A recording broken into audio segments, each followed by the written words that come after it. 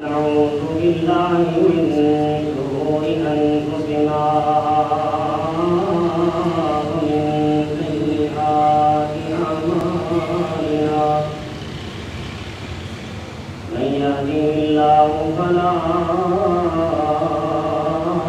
مضل له ومن يضلل فلا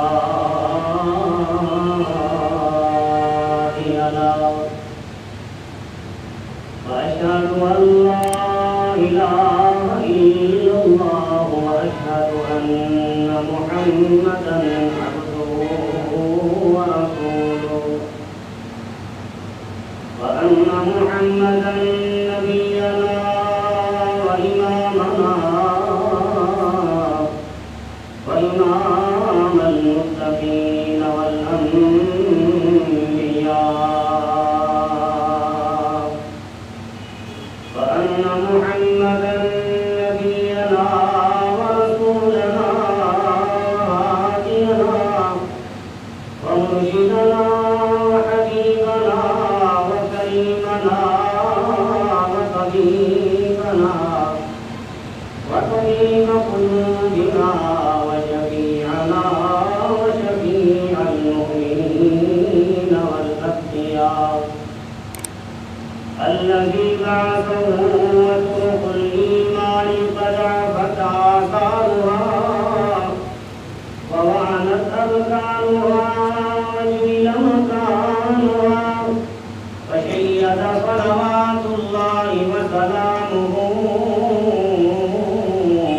من معالمها على ما أعطاه الذي أرسله بالحق بشيرا ونذيرا وداعيا إلى الله بإذنه وسراجا منيرا أما بعد فإن خير الكلام كلام الله وخير الهدي هدي محمد صلى الله عليه وسلم وشر الأمور محدثاتها فإن كل محدثة بدعة وكل بدعة ضلالة وكل ضلالة في النار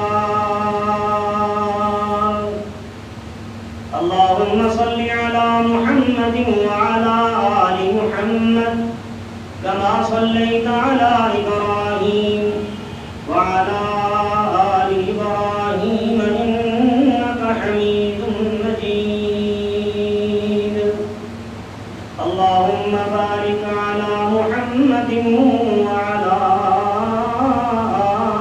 آل محمد كما باركت على إبراهيم وعلى آل إبراهيم إنك حميد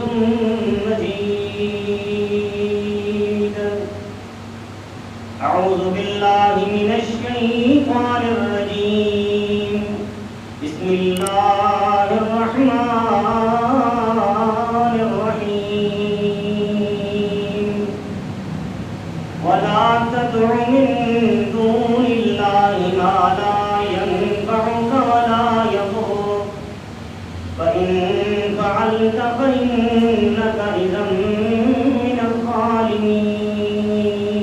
الظالمين وقال النبي صلى الله عليه وسلم من سعادة المرء ثلاثة ومن شقاوة المرء ثلاثة من سعادة المرء المسكن الصالح والمركب الصالح والمرأة الصالح ومن شقاوة المرء المسكن السوء والمركب السوء والمرأة السوء أو كما قال النبي صلى الله عليه وسلم رب اشرح لي صدري ويسر لي أمري واحلل عقدة من لساني يفقهوا قولي رب زدنا علما رب زدنا علما رب زدنا علما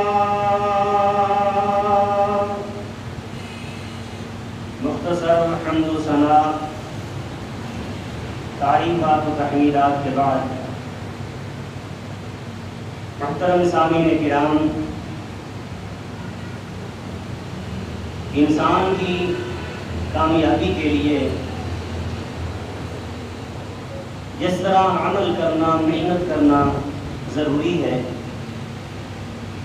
اسی طرح انسان کو اپنے رب کے احکامات کے مطابق اپنا عقیدہ اور نظریہ ٹھیک رکھنا بھی ضروری ہے۔ اس کی اس قدر اہمیت ہے کہ اگر انسان کے عقیدے میں تھوڑا سا بھی نقص ہو، کمی موجود ہو، تو اس کی بخشش مشکل ہے اگر بغیر توبہ کے بن ہو۔ اس کے برعکس اگر عقیدہ ٹھیک ہے، ایمان ٹھیک ہے، بشری تقاضا کے مطابق عمل میں کچھ نقص رہ گیا، تو اللہ فرماتے ہیں اگر میں چاہوں تو آپ کی یہ کمی پوری کر دوں گا، لیکن اگر عقیدے میں نقص رکھا تو آپ کی یہ کمی میں نے پوری نہیں کرنی، بلکہ میرا غصہ آپ پر بڑھ جائے۔ اس لیے ہمیں اپنے اعمال سے بھی زیادہ اپنے عقیدے کی فکر کرنی چاہیے۔ جب جس چیز کی قدر اتنی زیادہ ہوتی ہے تو اس کی اہمیت اتنی بڑھ جائے کرتی ہے۔ اس میں سے ایک مسئلہ میں آج آپ کے سامنے رکھوں گا کہ نفع اور نقصان یہ کس کی طرف سے ہے۔ ہر بچہ اور بڑا جانتا ہے، جو کلمہ گو انسان ہے، جو مسلمان انسان ہے، کہ نفع اور نقصان یہ میرے رب کے ہاتھ میں ہے۔ لیکن اس کے باوجود ہم کچھ اعمال ایسے کرتے ہیں، ہم کچھ گفتگو ایسی کرتی ہیں جو ہمارے اس عقیدے کی منافی۔ ہمیں ان کو ترک کرنا ضروری ہے، ان اعمال کا، ان اقوال کا ترک کرنا ضروری ہے، کیونکہ یہ وہ کمیاں ہیں جو اہل توحید کے اندر بھی موجود ہے۔ اللہ رب العالمین نے اپنوں کو اور غیروں کو سب کو مخاطب کر کے فرمایا وَلَا تَدْعُ مِن دُونِ اللَّهِ مَا لَا يَنفَعُكَ وَلَا يَضُرُّكَ وَإِن فَعَلْتَ فَإِنَّكَ إِذًا مِنَ الظَّالِمِينَ۔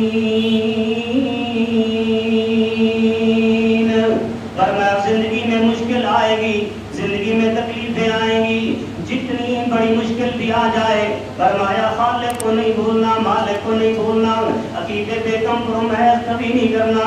بلال کی طرح مار کھانی پڑے کھا لینی ہے، خباب ابن عرب کی طرح مار کھانی پڑے کھا لینی ہے، لیکن اپنے عقیدے پہ آنچ نہیں آنے دینی۔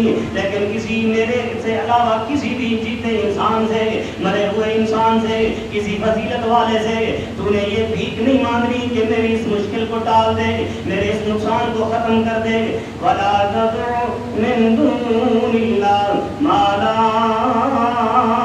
يَنفَعُكَ وَلَا يَضُرُّكَ، کیونکہ میں نے کسی کو اختیار نہیں دیا۔ میں نے دنیا میں جتنی مخلوقات بنائی ہے، سب مخلوقات سے افضل ترین اگر میں نے مخلوق بنائی ہے وہ مخلوق انسانوں کی ہے، اور انسانوں کی مخلوق میں سے میں نے سب سے افضل جس انسان کو چنا اپنے بعد اپنی مخلوقات میں، جس کو میں نے اولین درجہ دیا، وہ امام الانبیاء محمد رسول اللہ صلی اللہ علیہ وسلم ہے۔ ان کا عقیدہ سنیں، ان کا عقیدہ پڑھیں، ان کی اطاعت کریں۔ آپ کے پیغمبر کیا فرما رہے ہیں؟ اگر وہ یہ کہتے ہیں کہ میرے پاس اختیار نہیں، تو بتاؤ دنیا کی کون سی بڑی ہستی ہے جو آپ کی مشکلوں کو حل کر سکتی ہے؟ قُل لَا أَمْلِكُ لِنَفْسِي نَفْعًا وَلَا ضَرًّا۔ اے پیغمبر آپ خود اعلان کریں، ہم کہتے رہیں گے، بعد میں آنے والے کہتے رہیں گے، شاید ان کو بات سمجھ نہ آئے کہ تم غلط کہتے ہو۔ آپ خود فرمائیے، اپنی زبان کو حرکت دیجیے، قرآن پڑھ کر سنائیے، لا أملك لنفسي نفعا ولا ضرا۔ لوگوں میں تو ایک ذرے کے نفع کا مالک نہیں اپنے لیے، ایک ذرے کے نقصان کا اختیار نہیں رکھتا۔ اگر میرے پاس تھوڑا سا اختیار ہوتا، تم دیکھتے نہیں، میری زندگی کا مطالعہ کرتے نہیں کہ مجھے کتنے دکھ اور علم پہنچے. میری زندگی میں تو ایک ایسا سال بھی آیا جس کو عام الحزن کہتے ہیں، پورا سال غموں سے بھر دیا گیا. میں تو اپنے غم نہیں ختم کر سکا، امت کے کیسے کروں گا؟ آپ کے لیے میں نے دعائیں تو بڑی مانگی ہے، اپنے رب سے التجا کی ہے، ان کے دکھ تو ختم کر دے، ان کی پریشانیاں تو ختم کر دے. میرے پاس اختیار نہ ہوتا تو میں آپ کے لیے دعائیں نہ مانگتا. اللہ اکبر. حبیب کبریا محمد رسول اللہ صلی اللہ علیہ وسلم فرماتے ہیں میں نے تمہارے لیے اپنے رب سے 3 دعائیں مانگی ہیں. میں نے تمہارے لیے اپنے رب سے 3 دعائیں مانگی ہیں. ہم اپنے لیے مانگنے کے لیے وقت نہیں نکالتے. حبیب پیغمبر کو دیکھیں، رحمت للعالمین پیغمبر کو دیکھیں، فرماتے ہیں میں نے آپ کے لیے دعا مانگی ہے اور میرے رب نے میری 2 دعائیں ان میں سے قبول کر لی، اور ایک دعا جو آپ کے متعلقہ میں نے مانگی ہے میرے رب نے قبول نہیں کی. کیوں؟ بتایا ہے کہ اختیار میرے پاس ہے. آپ چاہیں، حبیب ہے، محبوب ہے، پیارے ہیں، آپ جیسا مخلوق میں کوئی نہیں، نہ آداب میں، نہ سیرت میں، نہ صورت میں، نہ اخلاق میں. لیکن اس کے باوجود ہم دنیا کو یہ پیغام دینا چاہتے ہیں کہ دعاؤں کے قبول کرنے کا اختیار صرف ہمارے پاس ہے. کیسی جہالت ہے کہ پڑھی لکھی دنیا یہ کہتی ہے کہ سارے نبی تیرے در کے سوالی. جب وہ پیغمبر کہتا ہے میں اپنے رب کے در کا سوالی ہوں، مجھے تمہارے متعلق فکر تھی، میں نے تمہارے لیے دعا مانگی، اپنے رب سے مانگی. یا رسول اللہ صلی اللہ علیہ وسلم آپ نے کیا دعا مانگی؟ جامع ترمذی کی روایت ہے، حبیب کبریا فرماتے ہیں میں نے اپنے رب سے یہ دعا مانگی ہے یا اللہ میری امت کو ویسے ہلاک و برباد نہ کرنا جیسا ہم قرآن میں پڑھتے ہیں سابقہ امتیں ہلاک و برباد ہو گئی، سب ہستی سے مٹ گئی، میری امت کو ایسے برباد مت کرنا. میرے رب نے فرمایا آپ کی دعا قبول ہے، آپ کی امت سابقہ امتوں کی طرح یک لفظ صفحہ ہستی سے نہیں مٹے گی.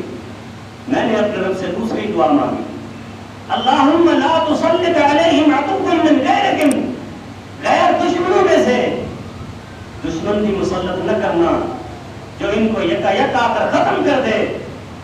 اللہ نے فرمایا آپ کی یہ دعا میں نے آپ کی امت کی متعلق قبول کر لی.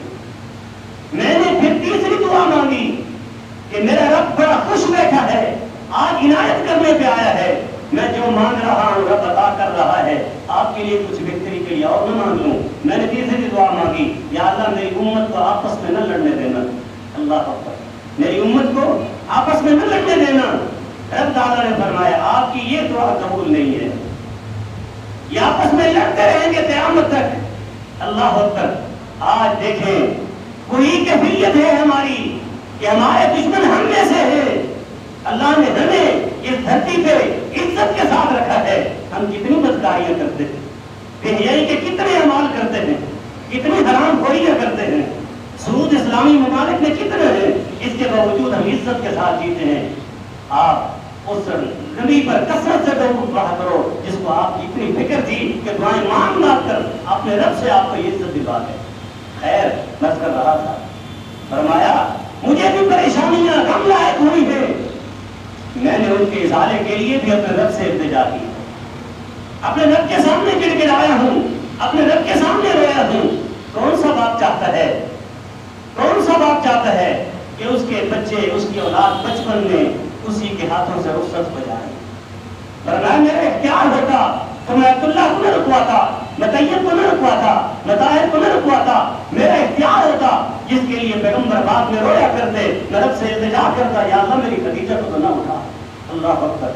ہم عائشہ فرماتی ہے رضی اللہ تعالیٰ عنہ، پیارے پیغمبر ان کی وفات کے بعد جب ذکر کرتے مجھے بیوی کی حیثیت کی وجہ سے غصہ آتا تھا. یا رسول اللہ صلی اللہ علیہ وسلم آپ کی زوجہ محترمہ کب کی فوت ہو گئی؟ ورنہ عائشہ جتنا سکھ اور جتنا معاملت میری خدیجہ نے کی ہے بیویوں میں سے کسی نے نہیں کی. مجھے خدیجہ نہیں پوچھی، کس کس کام کا ذکر کریں. خیر پیارے پیغمبر کیا فرما رہے ہیں؟ قُلْ لَا أَمْلِكُ لِنَفْسِي نَفْعًا وَلَا ضَرًّا وَلَوْ كُنْتُ أَعْلَمُ الْغَيْبَ لَاسْتَكْثَرْتُ مِنَ الْخَيْرِ وَمَا مَسَّنِيَ السُّوءُ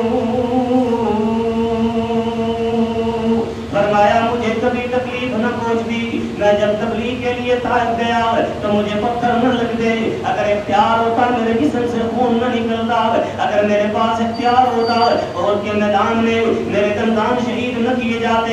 یہ سب کچھ تمہارے لیے پیغام ہے کہ جب میں جی رہا ہوں، جب میں دھرتی پہ موجود ہوں، جب میں قیادت کر رہا ہوں، تب میں نہیں بچا سکا، جب میں قبر میں چلا جاؤں گا پھر تمہیں کیسے بچاؤں گا؟ اگر کچھ بھی اختیار ہوتا میں تکلیف نہ پہنچنے دیتا۔ وما مسنی السوء، یا رسول اللہ پھر آپ کا کیا مقام ہے آپ بتائیں نا۔ فرمایا ان انا الا نذیر و بشیر لقوم یؤمنون، میں تمہارے رب کا حبیب پیغمبر حبیب رسول ہوں، تمہیں بتاتا ہوں کون سا عمل کرو گے جنت ملے گی، ڈراتا ہوں اس عمل سے بچو جہنم سے بچو گے، میری یہ حیثیت ہے۔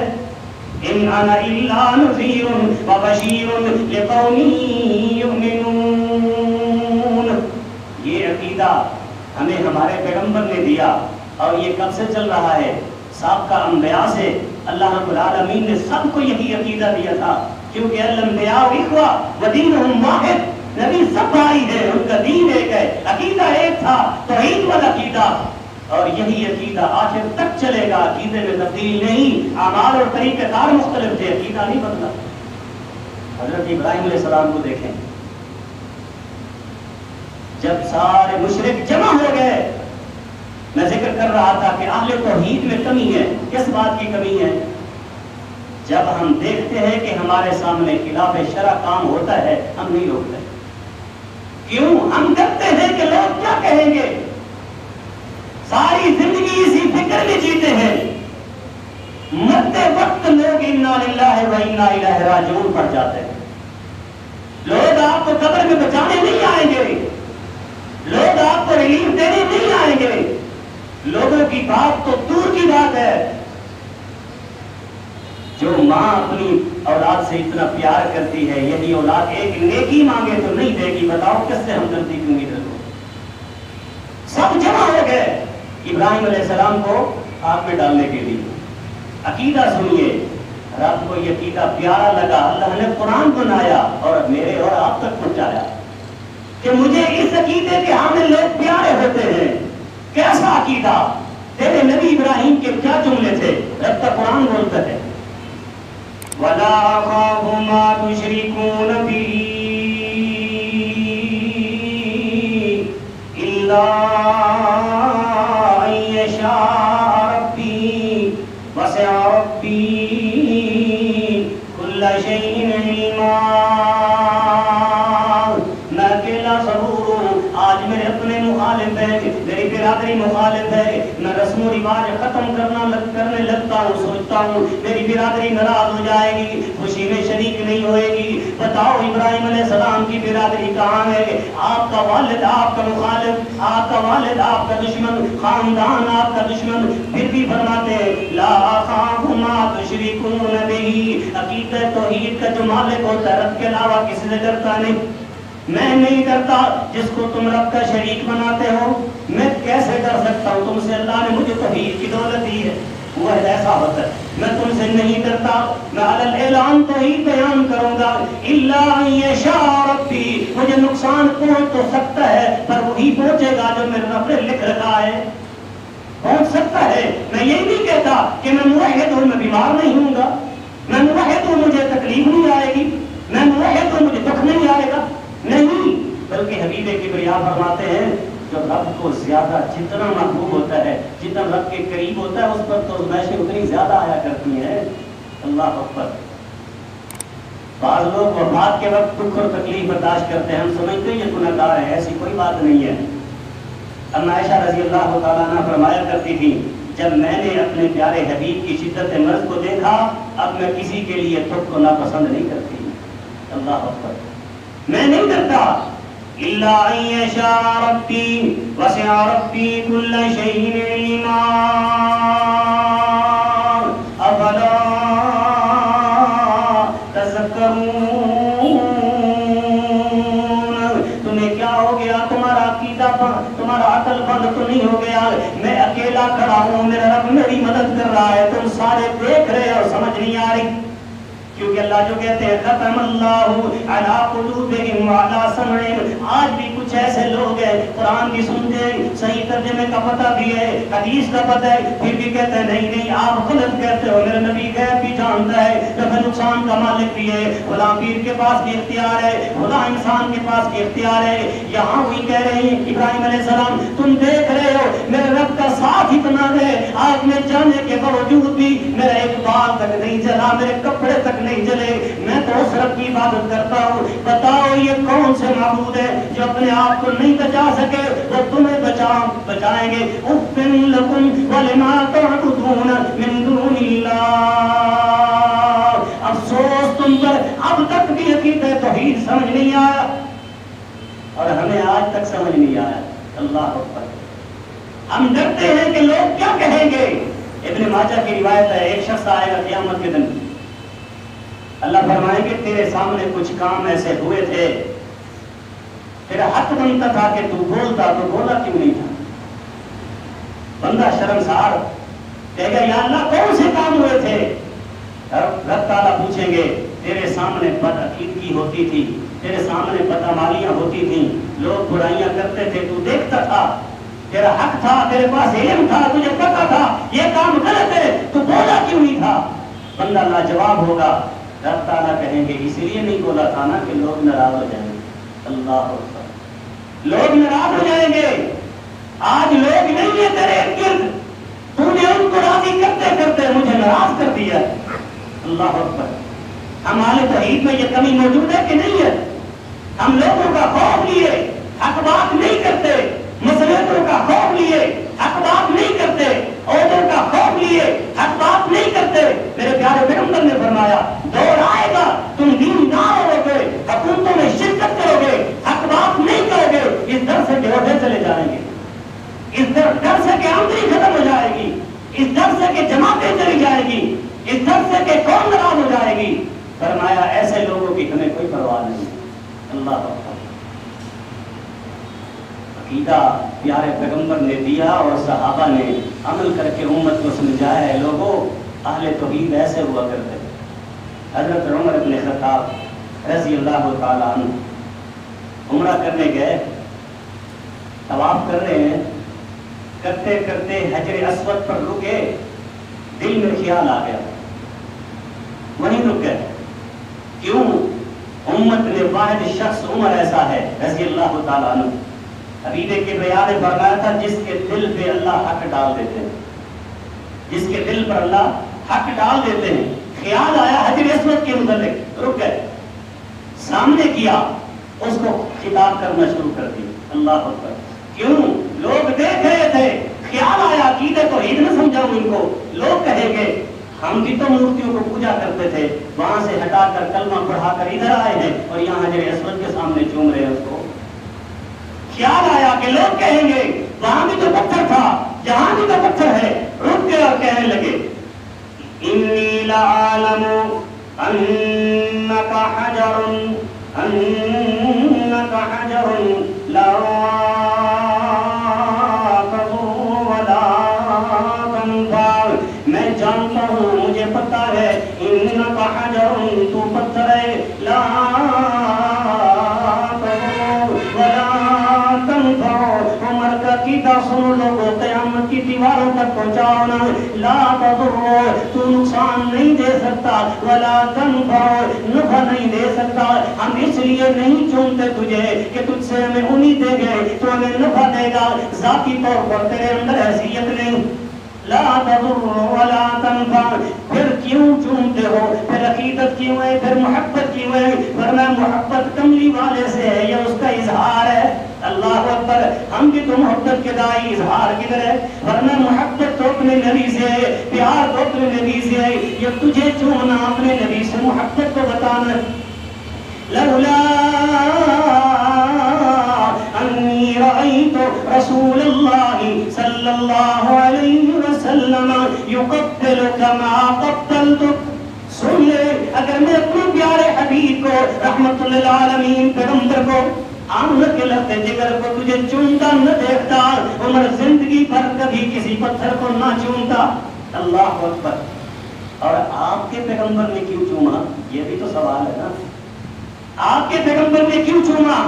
ورنہ ہم نے بھی، آپ کے نبی نے بھی نفع اور نقصان کی وجہ سے نہیں چوما. کیوں چوما ہے؟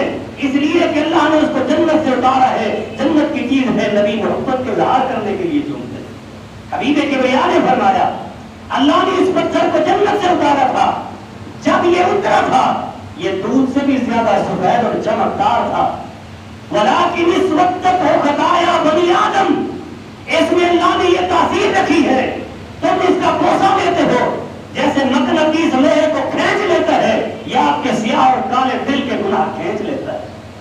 گناہ کھینچتے کھینچتے اس کو بنی آدم کے گناہوں نے اتنا سیاہ کر دیا ہے کہ یہ اپنا کلر ہی کھو بیٹھا. اللہ اکبر. اندازہ کیجئے ہم کتنے گناہ گار ہیں. کم از کم اپنا عقیدہ تو ٹھیک کرے نا. اللہ اکبر. اللہ رب العالمین نے ارشاد فرمایا، آپ اعلان کریں اور بتائیں ان کو، قُلْ لَن يُصِيبَنَا إِلَّا مَا كَتَبَ اللَّهُ لَنَا وَمَوْلَانَا وَعَلَى اللَّهِ فَلْيَتَوَكَّلِ الْمُؤْمِنُونَ.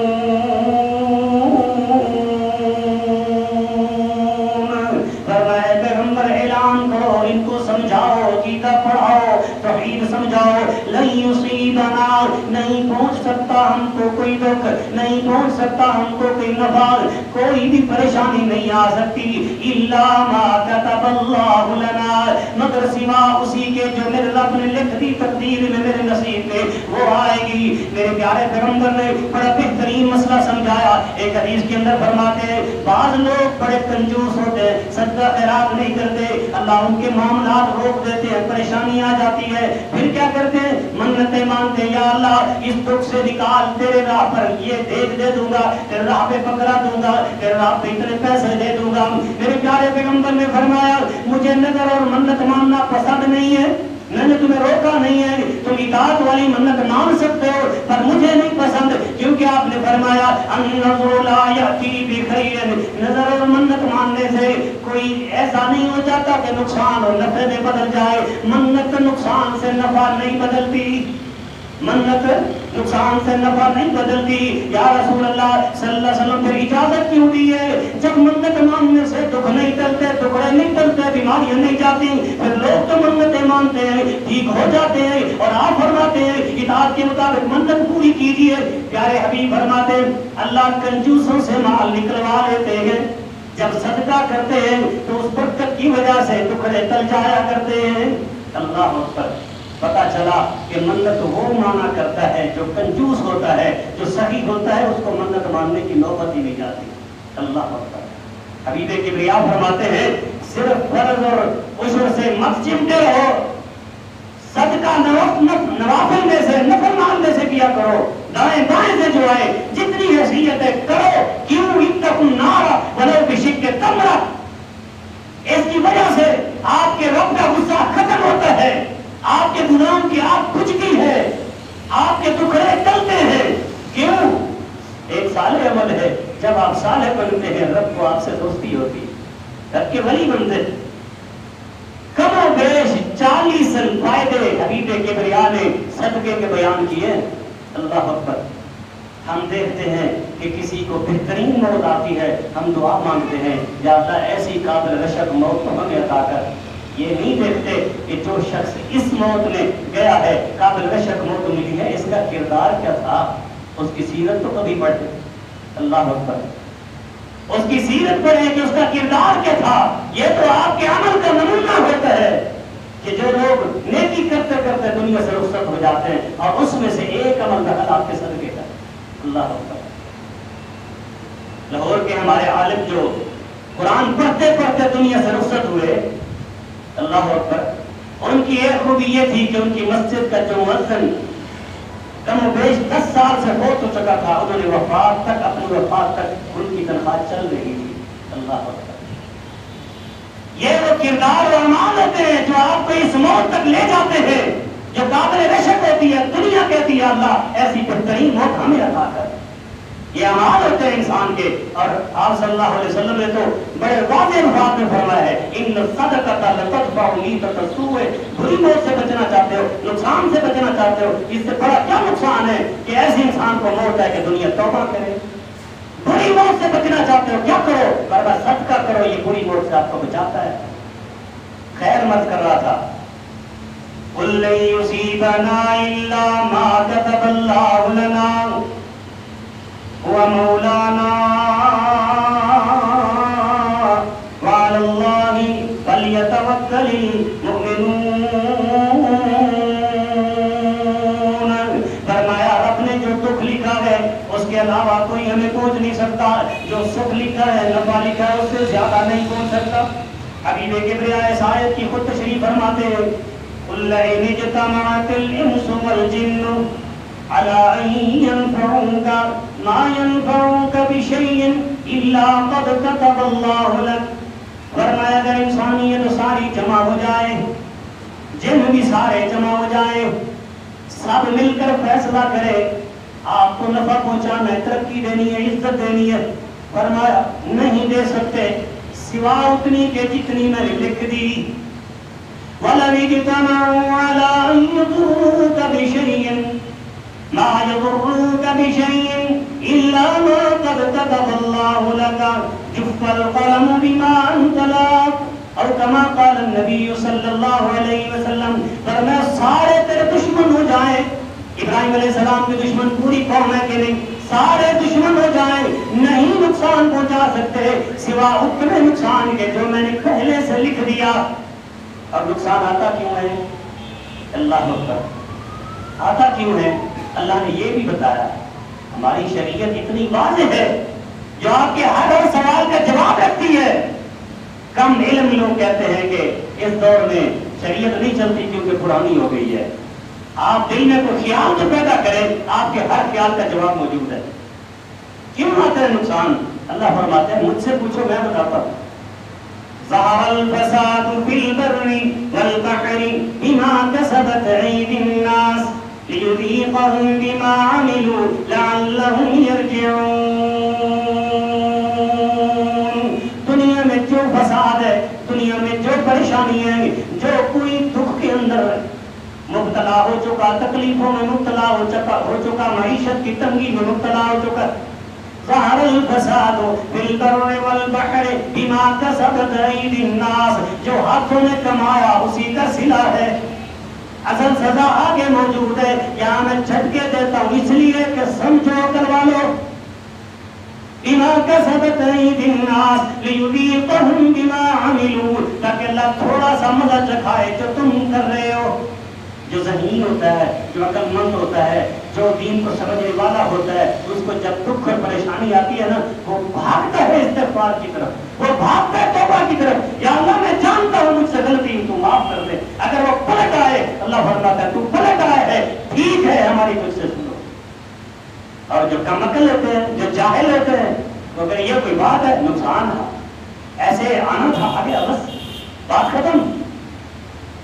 ایسی عادت منکرین کی ہوتی ہے, کفار کی ہوتی ہے کہ جب دکھ پہنچے تو کہتے ہیں فلاں نحوست والا شخص مل گیا تھا, فلاں شخص سے ملاقات ہو گئی تھی, آج دکھ اور نقصان ہوا ہے. اور جب ترقی کر جائیں, جب آپ کو دنیا مل جائے, جب آپ کی تجارت بہتر چل جائے, جب آپ کی زراعت بہتر ہو جائے, تب کہتے ہیں کہ میں نے فلاں فلاں کام کیے تھے, کب یاد ہی نہیں آتا. اللہ اکبر. اللہ نے فرمایا یہ عادت کن کی ہے؟ بنی اسرائیلیوں کی. اللہ اکبر. وَإِن تُصِبْهُمْ سَيِّئَةٌ يَطَّيَّرُوا بِمُوسَىٰ وَمَن مَّعَهُ, کوئی بھی اچھی خبر مل جائے, کوئی بھی فائدے والی خبر آ جائے, يَقُولُوا هَٰذِهِ مِنْ عِندِنَا, کہتے ہیں یہ ہماری وجہ سے, ہم نے محنت بڑی کی ہے, اس کا رزلٹ آیا. وَإِن تُصِبْهُمْ سَيِّئَةٌ يَطَّيَّرُوا بِمُوسَىٰ وَمَن مَّعَهُ, اگر کوئی دکھ پہنچے, کوئی تکلیف پہنچے, معیشت اور گزران زندگی کی کم ہو جائے, روزی کم ہو جائے, پریشانی آ جائے, يَطَّيَّرُوا بِمُوسَىٰ وَمَن مَّعَهُ, کہتے کہ موسیٰ علیہ السلام نعوذ باللہ جب سے آیا نحوست ہی نحوست ہے. أَلَا إِنَّمَا अल्लाह फरमाते हैं कम मत लो, सबसे बड़ी नहुसत तो तुम्हारा किरदार है, सबसे बड़ी नहुसत तो तुम्हारा अमल है। जैसे इस आयत के अंदर अल्लाह फरमा रहे लियुज़ीक़हुम बिमा अमिलू लअल्लहुम यरजिऊन। आज हम में कितने लोग हैं जो किसी काहिन के पास जाते हैं और पूछते हैं बताइए कि हमारा आने वाला वक्त कैसे गुजरेगा। शादी करने के लिए जाते हैं, जैसे हिंदू कुंडलियां निकलवाते हैं, ये जाकर पीरों से तावीज़ करवाते हैं, इस्तिखारे करवाते हैं। जिसको इस्तिखारे की ज़रूरत है वो तो खुद करे ना, जाते हैं करवाते हैं, पैसे माल भी उतारते हैं और पूछते हैं बताओ क्या यहाँ हमारी रिश्तेदारी ठीक रहेगी, क्या ये कारोबार ठीक रहेगा, मेरा हाथ देखकर चेक कीजिए कि मेरा नसीब क्या कह रहा है। हबीब किबरिया फरमाते हैं कलमा को होकर नेक अमाल करके अगर ये आदत तुम में मौजूद है समझो तुम मुस्लिम ही नहीं हो, तुम हो ही काफिर। अल्लाह अकबर। आज हम परवाह नहीं करते।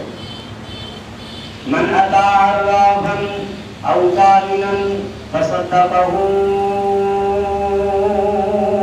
बिमा यक़ूलु फ़क़द उन्ज़िला फ़क़द कफ़र बिमा उन्ज़िला अला मुहम्मदिन सल्लल्लाहु अलैहि वसल्लम। पर मैं किसी ऐसे शख्स के पास जाकर ये मालूम कर लो, ये सवाल कर लो कि आगे क्या होने वाला है। किसी नजूमी के पास जाओ, काहिन के पास जाओ, जादूगर के पास जाओ, किसी पीर के पास जाओ, किसी तावीज़ करने वाले के पास जाओ, जिसके पास भी जाओ और जाकर पूछो, सवाल करो कि आगे क्या होगा, ये काम कैसे होगा, वो बताए और तुम मान लो। फरमाया तुम तो वैसे काफिर हो जैसे कलमा पढ़ने से पहले थे। फ़क़द कफ़र बिमा उन्ज़िला अला मुहम्मद सल्लल्लाहु अलैहि वसल्लम। फरमाया लोगों मैंने वक़्त के अंदर कोई नफा नुकसान नहीं रखा। आज नुकसान ज्यादा पहुंचे तो हम कहते हैं हालात ऐसे, ज़माना ऐसा चल रहा है, वक्त ऐसा चल रहा है। तुम्हारा रब तुम्हें पता है तुम्हारी इन बातों पे कितना नाराज होता है। फरमाया इब्ने आदम या रसूल अल्लाह सल्लल्लाहु अलैहि वसल्लम इब्ने आदम को समझाओ, इसको मसला बताओ, इसको कीदा पढ़ाओ, ये मुझे तकलीफें देता है, ये मुझे खालिक को गालियां देता है, खाता भी मेरा है, पीता भी मेरा है, पैदा भी मैंने किया, फिर भी गिले मुझसे, शिकवे मुझसे, गालियां मुझे, तकलीफें मुझे। या अल्लाह आपको ये कैसे तकलीफ देते हैं मुझे बताओ, मैं इनको समझाऊं। यूज़ीनी इब्नु आदम ये कहता जमाना खराब है, ये कहता वक्त जो ऐसा क्या करे, वक्त आपको कहता है क्या गुनाह करे, ये कहता वक्त ऐसा है, जमाना ऐसा है, बुरा भला कहता है। ये उसको नहीं कहता जमाना मैंने बनाया, ये मेरी मखलूक पे एतराज करता है। अल्लाह अकबर। पर मैं मेरी मखलूक होकर अफजलुल बशर मैंने तुम्हें, अफजलुल मखलूकात मैंने तुम्हें बनाया, तुम फिर भी अपने खालिक को तकलीफें देते हो। मैंने किसी चीज में नफे की तासीर नहीं रखी, नुकसान की तासीर नहीं रखी। तुम तावीज़ लाते हो, तुम कड़े पहनते हो, तुम मन्नत मानते हो, तुम नियाज चलाते हो, तुम सबील चलाते हो, दरबारों पर के नुकसान खत्म हो जाए। अल्लाह फरमाता मैं तो डबल दूंगा, मैं तो डबल दूंगा अगर मैंने लिखे। और मांगते किससे हो? 3-3 दिन तक उजावर बनकर, 3-3 दिन तक मोतकब बनकर बैठने वाले उस दरबार पर के जो सारी जिंदगी औलाद मांगता रहा, मैंने एक बच्चा नहीं दिया, एक बच्ची नहीं दी, जो सारी जिंदगी मोहताज रहा आपके चंदे का, आप फिर पैसे देकर कहते हो हमारे नुकसान को टाल दे। अल्लाह अकबर। आपने फरमाया कुछ चीजें सबब जरूर बना करती हैं, कुछ चीजें जैसे आपका अमल सबब है आपकी परेशानियों का, आपका अमल सबब है आपकी तकलीफों का, आपका अमल सबब है आपके रिज़्क़ के तंग हो जाने का। आपने अमल किया और उसका नतीजा आया। इसीलिए अल्लाह के रसूल सल्लल्लाहु अलैहि वसल्लम ने इसी तरह फरमाया चीजों में नफा नुकसान नहीं, सबब जरूर होते हैं। बड़ी मशहूर हदीस है आप सल्लल्लाहु अलैहि वसल्लम की। फरमाया एक आपका मकान, आपका घर सबब है आपकी जिंदगी को परेशानियों के अंदर धकेलने का। आपने नई जगह जाकर मकान खरीदा, प्लाट खरीदा, जगह खरीदी, कोठी खरीदी, घर खरीदा, घर देखा, चेक किया, पसंद किया, हमसाए नहीं देखे, मालेदार नहीं देखे, یہ آپ کا اپنا کسب ہے کہ جب آپ ایسی جگہ پر گھر خریدو گے ٹینشنیں ختم نہیں ہوں گی، پریشانیاں ختم نہیں ہوں گی، آپ کہیں جانے کے نہیں رہے کہ گھر کو کیسے خالی چھوڑ، آئے روز تکلیفیں، بچوں کی لڑائیاں، ماحول خراب، دین سے دوری، دنیا داری کی طرف یہ آپ کا گھر لے کر جا رہا ہے، کسب آپ کا تھا۔ من سعادت المرء ثلاثا ومن شقاوت المرء ثلاثا، نیک بختی کی علامت آپ کی 3 چیزیں، بدبختی کی علامت آپ کی 3 چیزیں، اور جو نیک بختی کی علامت ہے وہی چیزیں بدبختی کی علامت ہے۔ فرمایا نیک بختی کی پہلی علامت کیا ہے؟ المسکن الصالح، بہترین گھر کا انتخاب کیا، بہترین ہمسایوں کا انتخاب کیا، بہترین محلے داروں کا انتخاب کیا، کوئی دکھ نہیں، کوئی پریشانی نہیں، سکھی زندگی گزر رہی ہے، آپ نے ایک انتخاب اچھا کیا، آپ کی زندگی میں اچھائیوں کا سسٹم ایک چل نکلا۔ جاہل لوگ بھی پڑھے لکھے لوگوں میں آ جائیں تو ان کی زندگیاں بدل جایا کرتی، انسان کا کردار ہوتا ہے۔ عبداللہ بن مبارک رحمہ اللہ تعالی جس بستی میں جس محلے میں رہتے تھے، ساتھ والے ہمسائے نے کہا کہ میں اپنا پلاٹ سیل کرتا ہوں، مارکیٹ کی ویلیو سے ڈبل ریٹ کی ڈیمانڈ کی۔ جتنے تاجر تھے سب کہنے لگے کہ جب تک مارکیٹ کے مطابق ریٹ نہیں ہوگا تو آپ کا مکان فروخت نہیں ہو سکتا۔ اور ہمسایہ کون ہے؟ یہودی۔ ہمسایہ کون ہے؟ یہودی۔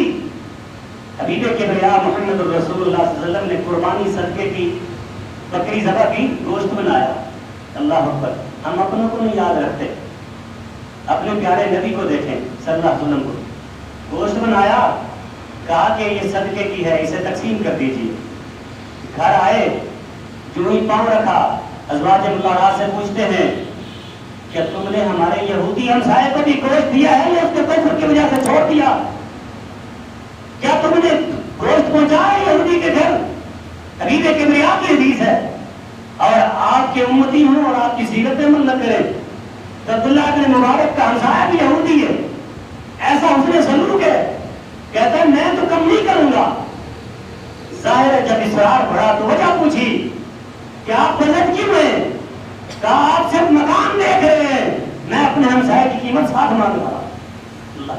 وہ بھی تو مسلم تھے کہ جن کی ہمسائے کی قیمتیں کافر وصول کرتے تھے، اور آج ہم بھی تو ہیں، اللہ اکبر، اور سمجھتے ہیں کہ پریشانی نہیں جاتی کیسے جائیں، کردار تو دیکھیں، ہم تبدیلی نہیں لاتے، اللہ ہمارے نصیب میں قسمت میں کیسی تبدیلی لاتے۔ جو شخص اپنے کردار کی وجہ سے یہیں سے ہی وہ خوار ہے، وہ یہیں سے اندازہ کرے اس کے ساتھ آگے کیا ہونے والا ہے۔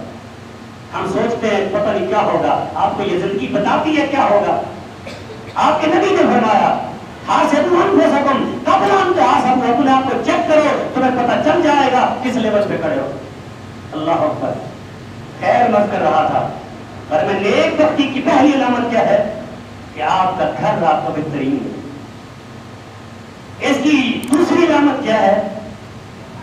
آپ کو بیوی نیک اور دیندار ہے۔ کیا ہم انتخاب کرتے ہیں؟ ہمیں ہر موقع پر ترجیح چاہیے تو صرف دنیا کی چاہیے بس۔ کیا ہم نے اپنے پیارے پیغمبر کی تعلیمات پہ عمل کیا ہے؟ جو کہتے ہیں ہم اہل حق ہیں، ہم اہل توحید ہیں، یہ سنتیں کس کے لیے؟ یہ احکام کس کے لیے ہیں؟ یہ حدیثیں کس کے لیے ہیں؟ یہ نصیحتیں کس کے لیے ہیں؟ اگر آپ کے لیے نہیں تو بتاؤ فرشتے اتریں گے ان حدیثوں پہ عمل کرنے کے لیے؟ فَلَتُنْكَحُ الْمَرْأَةُ لِأَرْبَعٍ لِجَمَالِهَا وَلِمَالِهَا وَلِحَسَبِهَا وَلِدِينِهَا فَاذْكُرْ بِذَاتِ الدِّينِ۔ خوبیاں تو دیکھی جاتی ہیں، مال دیکھا جاتا ہے، دین بھی دیکھا جاتا ہے، حسب دیکھا جاتا ہے، سب کچھ دیکھا جاتا ہے۔ فَاذْكُرْ بِذَاتِ الدِّينِ، دین والی لے لو، امن آ جائے گا، تربیت بچوں کی اچھی ہو جائے گی، دین کا ماحول بن جائے گا۔ المرأة صالح، نیک بختی چاہتے ہو، سعادت چاہتے ہو تو دیندار گھرانوں کے انتخاب کرو۔ تیسرے نمبر پہ فرمایا والمرکب الصالح، زندگی میں سکون چاہیے تو بہترین سواری ڈھونڈیے۔ اس دور میں جانور تھے آگ کے دوڑتی ہوئی. آپ نے فرمایا جس کے پاس یہ نعمتیں موجود ہیں، اتنے تک فرمایا کہ آپ صحت مند ہیں اور آپ کے پاس ایک دن کا کھانا اگر موجود ہے، آپ کے پاس دنیا کی ساری نعمتیں موجود ہیں. ہمارے پاس 6 ماہ کا راشن ہے اور کوئی پوچھ رہے میں شکر ایسے ہیں کہ آپ بڑے تنگ ہیں، تو زندگی بڑی مشکل سے گزر رہی ہے. حبیب کبریا فرماتے ہیں آپ نیک بخت ہیں، فکان نوا ہیزت لہو دنیا، اللہ نے آپ کے لیے دنیا جمع کر کے رکھتی ہے، بس یہی کچھ چاہیے بہت ہے. اور ورنہ بدبختی کیا ہے؟ بدبختی کا سبب یہی 3 چیزیں: المسکن السوء والمرکب السوء والمرأة السوء. گھر ایسا ملے کہ ہمسائے بیڑے، ماحول صحیح نہیں، جہالت لادینیت، چور ٹکیٹ، بے حیا قسم کے، تو ظاہر ہے زندگی کیسے سکھی گزرے، کیسی سعادت والی گزرے. دوسرے نمبر پہ فرمایا بیوی بری ملی ہے، عادتیں ٹھیک نہیں، لاکھ سمجھاؤ عادتیں وہی جو عادتیں بن چکی ہیں. حبیب کبریا نے فرمایا عادتیں بچپن سے بنا کرتی ہیں، جس کی پختہ ہو جائے نہیں بدلا کرتی. تم سنو کہ روز پہاڑ اپنی جگہ خود چھوڑ کے چلا گیا تو مان لینا یہ سن لو کہ فلاں نے عادت چھوڑ دی، تصدیق نہ کرنا جب تک چیک نہ کرنا. اللہ اکبر، لوگ عادتیں نہیں چھوڑتے. المرأۃ السوء، بری عورت مل گئی، زندگی ساری جیرا رہا، صرف آپ کی نہیں، آنے والی نسل کی، آنے والی نسل کی بھی اسے بگاڑے گی، اسے بھی تباہ اور برباد کرے گی. ایک عورت کی وجہ سے کتنے لوگ برباد ہوئے. تیسرے نمبر پہ فرمایا سواری ٹھیک نہیں ہے، جانور ہے تھوڑا سفر کرتا ہے بیٹھ جاتا ہے، پھر چلتا ہے پھر بیٹھ جاتا ہے. دوسری سواری یہ دور جدید کی آئے روز خراب ہے، کسی ایمرجنسی کو جانا ہے راستے میں خراب ہے، تو بتاؤ زندگی سکھی ہے اس شخص کی؟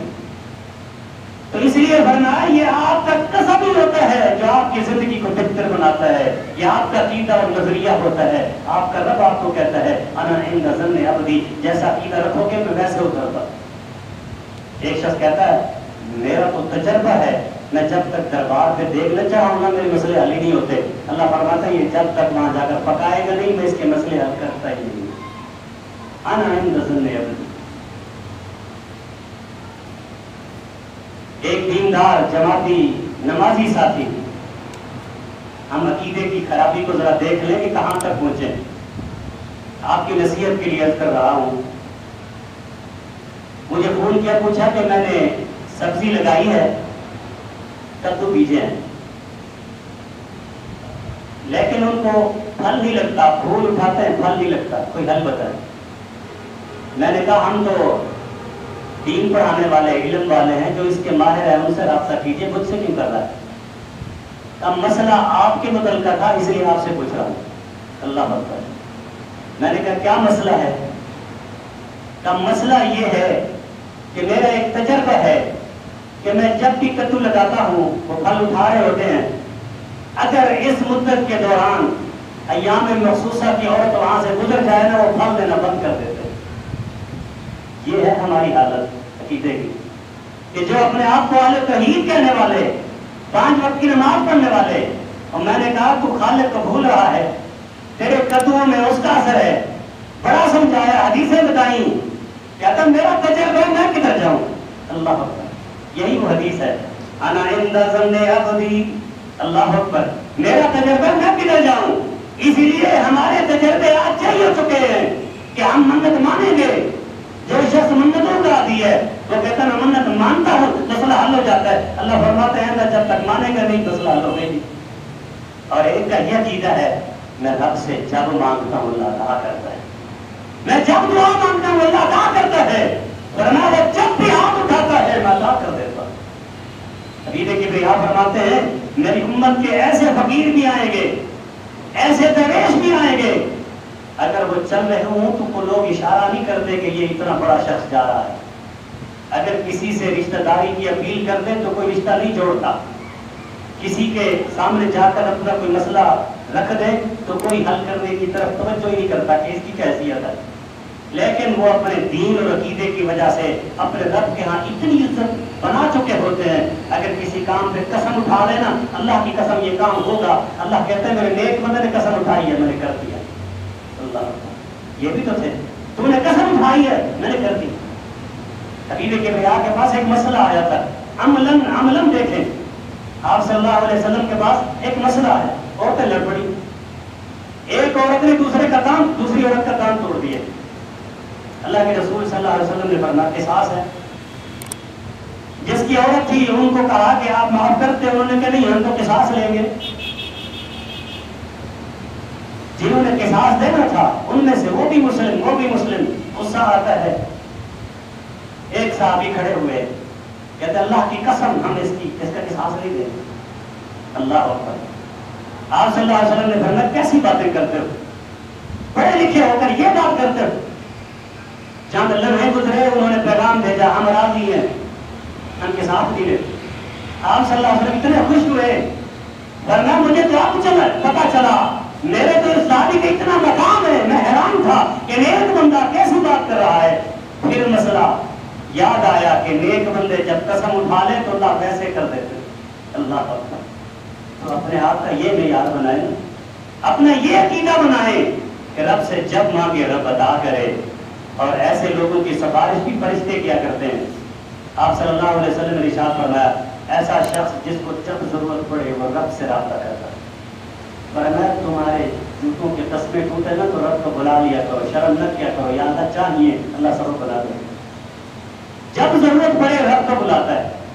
فرمایا ایسا شخص جب بڑی مشکل میں پھنستا ہے، دعا مانگتا ہے، کلمے عرش تک پہنچتے ہیں، حاملۃ العرش سنتے ہیں اس کی دعا کو کہ یہ بیل آئی ہے، کہتے ہیں یا اللہ صوت معروف، بڑی پہچانی آواز ہے، یہ تو بندہ روزانہ آپ کو بلاتا ہے، اس کی بات ماننی چاہیے، اس کی دعا قبول کرنی چاہیے۔ حاملۃ العرش سفارش کر دیتے ہیں۔ اسی لیے اپنے عقائد ٹھیک کیجیے، اپنے نظریات ٹھیک کیجیے، آپ کی زندگی کی کایا پلٹ جائے گی۔ اور عقائد کے بعد اپنا کردار ٹھیک کیجیے، آپ کے عمل سے زیادہ آپ کی زندگی میں آپ کی عادتوں کا عمل درج ہوتا ہے۔ تو اسی لیے عقیدے کے بعد اپنی عادتیں ٹھیک کریں تو اللہ رب العالمین آپ کے سارے مسئلے صحیح عادتوں کی برکت سے ٹھیک کر دیں گے۔ دعا ہے کہ اللہ رب العالمین آپ کو اور مجھے صحیح عقیدے کی دولت سے مالا مال کرے اور اسی عقیدہ توحید پر ہمیں وفات دے۔ اقول قولی ھذا استغفر اللہ لی ولکم۔